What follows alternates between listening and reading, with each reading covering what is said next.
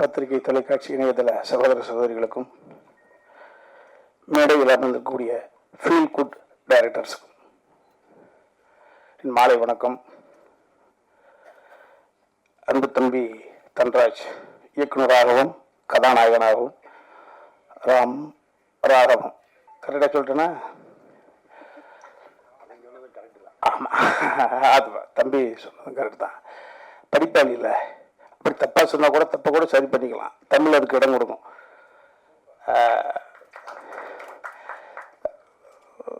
தம்பி சமுத்திரக்கனி அந்த தேர்ந்தெடுத்த பொழுது பார்த்தேன். ரைட்டர் அப்படின்ற ஒரு படத்தின் மூலமாக ஒரு இயக்குனர், வெள்ளை யானை, சங்கத்தமிழன், இதெல்லாம் பாருங்கள் எந்த அளவுக்கு கலெக்ட் ஆச்சுன்னு தெரியாது. நம்மளுக்கு ஒரு 80 வயசு ஆகும், ஒரு கைத்துக்காட்டில் மல்லாக்கப்படுத்திட்டு அதெல்லாம் கலந்து போய் பார்ப்பறப்பான்னு யோசிக்கிற பொழுது நம்ம என்னடா சாதிச்சோம், எத்தனை கோடி பணம் இருக்குது, அதில் என்ன சாதித்தோம். அந்த சாதனைக்கு உறுதுணையாக இருந்தவர்கள் தம்பி சமுத்திரக்கனி. அவருக்கு நிச்சயம் 80 ஒரு 90 நல்ல கண்ணையா வாழுகிற காலம் மாதிரி வாழுவார். அப்படி வாழுகிற பொழுது சுயநிலைவோடு 100 வயதில் மல்லாந்து படுத்துக்கிட்டு யோசிக்கிற பொழுது நான் இந்த தமிழ் பூமிக்கு என்ன சாதித்தேன், அடுத்த தலைமுறைக்கு என்ன கொடுத்தேன் என்று யோசிக்கிற பொழுது எவ்வளவு கொடுத்திருக்கேன்னு யோசிக்கலாம். ஸோ தம்பி பார்க்கிற பொழுது ராஜமௌலியும் அழைக்கிறார், ராஜமௌலியுடைய மகனும் அழைக்கிறார், தென்னிந்தியாவுடைய ஆற்றலின் ஒட்டுமொத்த உருவம் தம்பி தள்ளுசும் தொடர்ச்சியாக அழைக்கிறார். எப்படி ஒரு மனிதனால் இப்படி ஒரு எல்லோரும் கைகுலுக்கி செல்ல முடிகிறது? அப்போ அதற்கு பின்னணியில அந்த மனசு இருக்குல்ல, அது எப்படி ஏறும் இறங்கும், இறங்கும். பெரிய சாதாரண விஷயம் கிடையாது. அந்த தம்பி கனியை நான் தம்பியாக பெற்றதில் எனக்கு ஒரு பெரிய மகிழ்ச்சி. நான் அந்த எனக்கும் தம்பிக்கும் இணைப்பு பாடமாக இருந்தது அன்பு பிள்ளை தம்பி சாட்டை அன்பழகன் தான். நான் ஃபைட் மாஸ்டர் சொன்னாங்களே, ஃபைட் மாஸ்டர் எடுத்துக்கிட்டு இந்த கதை தந்தை மகள் என்ற உறவு, இது தந்தை மகன் என்ற உறவு. நான் பங்கு பெற்ற இந்த மாணிக்கத்தையும் சாட்டையும் வச்சு பார்க்கிற பொழுது சாட்டை என்ன, இன்னும் கொஞ்சம் இந்த கதாபாத்திரம் இல்லைன்னா கொலை செஞ்சுட்டு ஜெயிலுக்கு போயிருப்பான். இந்த கொலை செய்யக்கூடிய உணர்வை தடுத்து அவளுக்குள்ள இருக்கக்கூடிய மனித நேயத்தை மீட்டெடுத்தது என்பது இந்த சாட்டை. மாணிக்கம் என்ன, நாசர் சார் என்ற ஒரு கதாபாத்திரம் இல்லை என்றால் வாழ்க்கை முழுக்க இளம் பிராயத்திலேயே அவன் திருடராக தொடர்ச்சியாக இருந்து எங்கோ சாதாரணமா இருப்பான். அற்புதமான அந்த உணர்வுகள் இது நிச்சயமாக இந்த மாணிக்கம் படமே பாருங்க, இந்த சாட்டை எடுத்து பாருங்க. நான் அடுத்த தலைமுறைக்கு கண்ணை மூடிட்டு பேரன் பேத்தியோடு உட்காந்து அந்த படத்தை போட்டு காமிக்கலாம்ப்பா. தம்பி சிவா சொன்னதை போல தவறு செய்வது ஒண்ணு பெரிய விஷயம் கிடையாது. தவறு செய்து விட்டு நான் தான் தவறானவன் என்று பேர் வாங்கி விட்டேன், தொடர்ச்சியாக தவறு செய்வோம் என்ற உணர்வுக்கு சொந்தக்காரனை இல்ல திரும்பி வா என்று ஒரு படைப்பு சொல்லணும். சோ நிச்சயமாக இந்த சாட்டையும் இந்த மாதிரியான படைப்புகள் அடுத்த தலைமுறைக்கு. இப்பொழுது சமீபத்தில் வந்து அனன்யாஸ் நானா நானினா ஹிந்தியில தாத்தா பாட்டி அந்த ஒரு இடத்துல போயிருந்தேன். கிட்டத்தட்ட ஒரு phase 1, phase 2, phase 3, phase 6 வரைக்கும் கமிட் ஆயிருக்கு. அங்க இருக்கக்கூடிய அத்தனை பேரும் 60 வயதை தாண்டியவர்கள், ஈன்றெடுத்த பிள்ளைகளுக்கு அற்புதமான வாழ்க்கை அமைச்சவர்களெல்லாம் வெளிநாட்டுக்கு அனுப்பி வச்சுட்டு அற்புதமாக இன்பமாக வாழ்ந்து கொண்டிருக்கக்கூடியவங்க. அவர்கள் ஒவ்வொரு பேஸ்லையும் மாணிக்கத்தை பார்த்துட்டோம். திரும்ப சொல்கிறோம், ஒரு மனிதனுடைய வெற்றி படத்தை வைத்து தீர்மானிப்பது அல்ல, மனதை வைத்து தீர்மானிப்பது. சோ அவ்வளவு பெரிய மன மகிழ்ச்சிக்கு காரணமாக இருக்கக்கூடிய ஒரு மாணிக்கம். ஆனால் நான் யோசிச்சு பார்த்தேன், நேற்று தான் பேசுனேன், என்ன பேசுறது தம்பியாரை கூப்பிட்டுச்சு.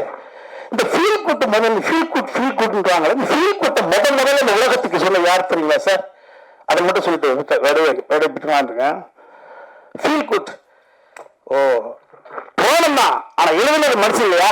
கம்பர் தான் இந்த ஃபீல் குட். இவருக்கெல்லாம் முதல் இயக்குனர் கம்பன் தான். தம்பி சுப்பிரமணிய சொன்னது போல என்னன்னா, ராமன் கடவுள், அவனை இரவு மகளாக வணங்கி கொண்டிருப்பவன் வாலி. ஒரு சூழ்நிலையில ராமன் வில்லாட்டியான், விழி வந்து தைத்து விட்டது, மரணத்து வாசல், சாக போறேன் தெரியுது.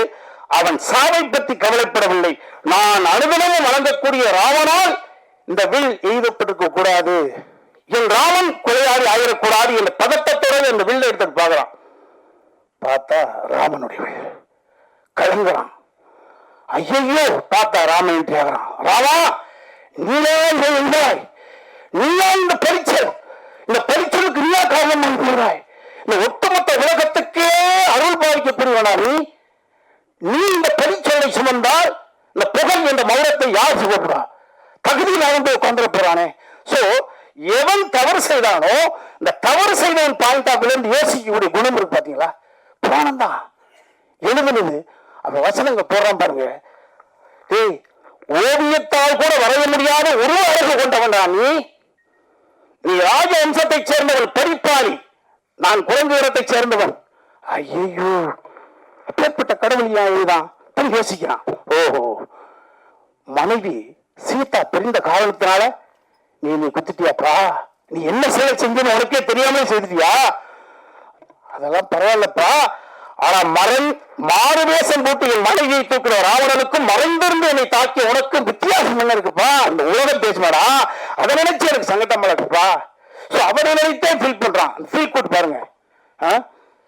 சரி, ஒவ்வொரு மனிதனும் பிறப்பது சாவதற்குத்தான், பாசிட்டிவ் அப்படின்றதுக்கான வாழ்வதற்கு என்று சொல்லுவோம். பிறக்கும் பொழுது ஒரு சவம், அதனாலதான் பிரசவம். ஆனா சாவு இருக்கிற பொழுது, மனிதன் இருக்கிற பொழுது மரணம் வராது. மரணம் இருக்கிற போது மனிதன் இருக்க மாட்டான். ஆனா எனக்கு மிகப்பெரிய ஒரு கொடுப்படை, நான் வணங்கிய கடவுளே என்னை வந்து குத்துகிறான், கொள்கிறான். நான் சாவதற்கான காரணம் நீ என்று அறிந்து சாகிறேன். அந்த வகையில் திருப்தி. ரெண்டு அப்ளிகேஷன். என் தம்பி சுக்குருவன் கொஞ்சம் போத வசலாம், கொஞ்சம் பேட் ஹேபிட்ஸ். இதே மாதிரி வேத ஏதோ ஒரு நூலில ஒரு சூழ்நிலையில அதே மாதிரி இதே மாதிரி பணத்தை ஒண்ணு.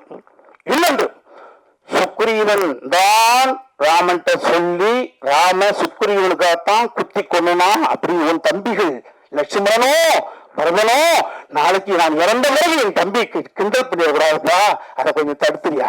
இந்த அப்ளிகேஷன் தான் பண்ணான்.